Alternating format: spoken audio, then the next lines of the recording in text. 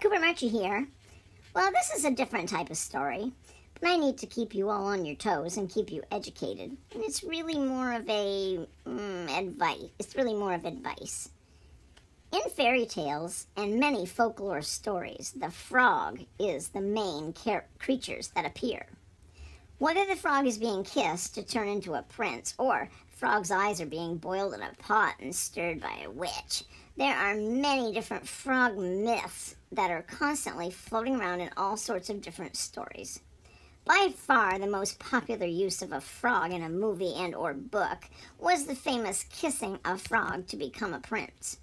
While the myth is obviously not true, there is still that saying, you need to kiss a lot of frogs to get your prince. Meaning that you may need to kiss a lot of dudes and duds to find the person that you're supposed to be with. Long ago in medieval Europe, the frog was something to be attributed to the devil because of their use in many witch spells. Frogs are not the sign of the devil. They are actually some of the most harmless creatures in the world, and definitely should not be associated with that any longer.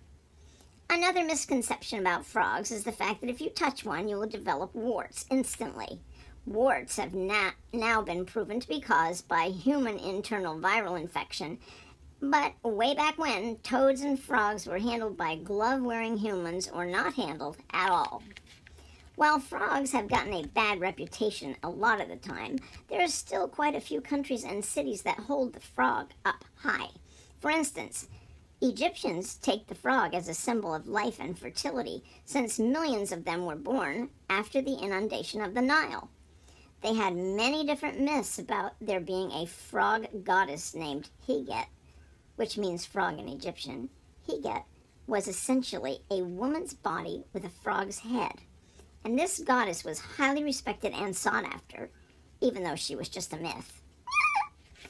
In China, the frog represents the lunar yin.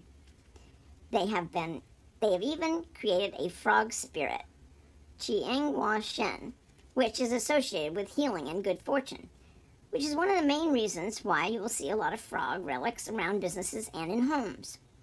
So, as you can plainly see, the frog has become somewhat of a symbol for many different things in many different cultures. Whether there's a frog appearing in a television show singing his heart out, or he is falling from the sky, frog is a huge part of children's stories and a great asset to a lot of other movies. So, in summary, it is okay to kiss a frog. No worries. Odds are, though, you won't find your prince. Cooper Marchie here. Ciao.